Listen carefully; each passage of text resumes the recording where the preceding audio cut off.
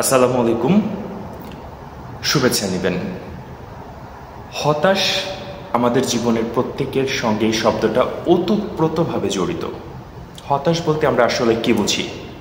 একটা মানুষ যখন সুস্থ, স্বাভাবিক এবং প্রাণচঞ্চলভাবে তার লাইফস্টাইল যখন বিলংস করার কথা, সামনে অ্যাডভান্স হওয়ার কথা, তখন যে ব্যক্তিটা এটা ফল করে, পড়ে যায়, অর্থাৎ সে স্ট্যান্ডার্ড থেকে নিচে চলে যায়, এটাকে আমরা মোটা দাগে হতাশ বলতে পারি।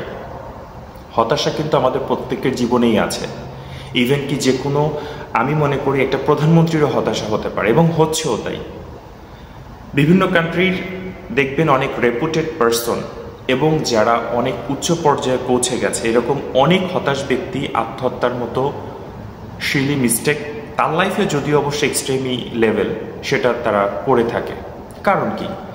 হতাশ ব্যক্তি যখন কোন একটা নির্দিষ্ট লক্ষ্য সেট করে যে আমি এই জায়গায় পৌঁছাবো, আমি এই কাজটা করব, এটা অর্জন করব, অথবা যে কোনো সাধারণ একটা লোক চিন্তা করে যে আমার সঙ্গে এটা কেন হলো, এই জায়গাটা যখন সে নিতে পারে না, যখন সে ওই স্ট্যান্ডার্ড থেকে নিচে চলে যায়, তার কাজগুলি যখন যথোপযুক্তভাবে নির্দিষ্ট লক্ষ্য অর্জন করতে পারে না, তখন সে আসলে হতাশ হয়ে পড়ে।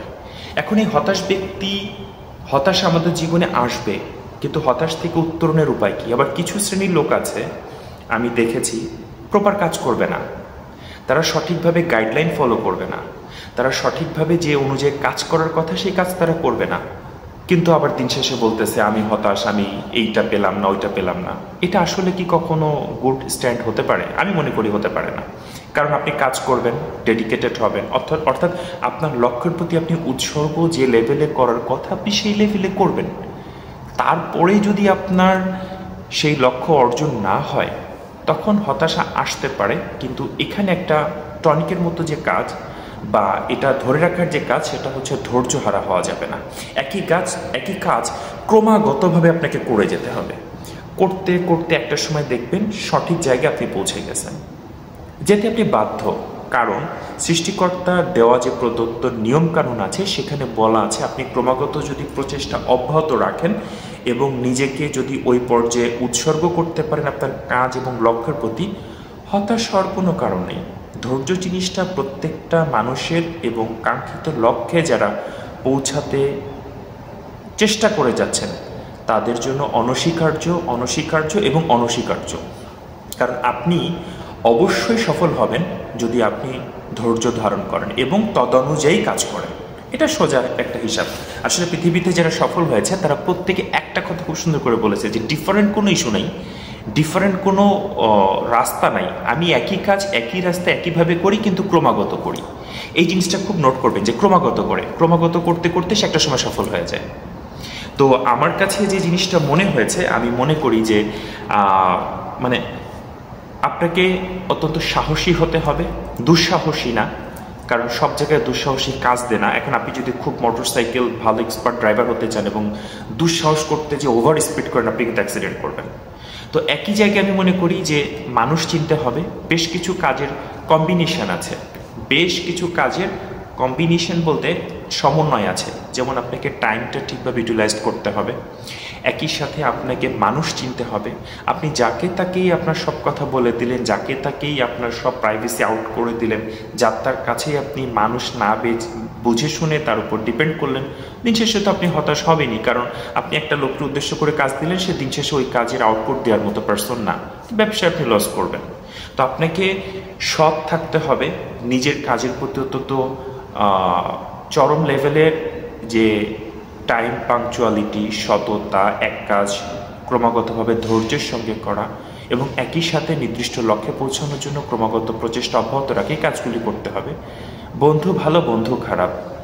যেমন কোনো মানুষ বন্ধু হিসেবে অত্যন্ত ভালো যদি সে মানুষটা ভালো হয়, কিন্তু আবার সে অত্যন্ত খারাপ যদি আপনি সঠিক মানুষটা চিনতে না পারেন।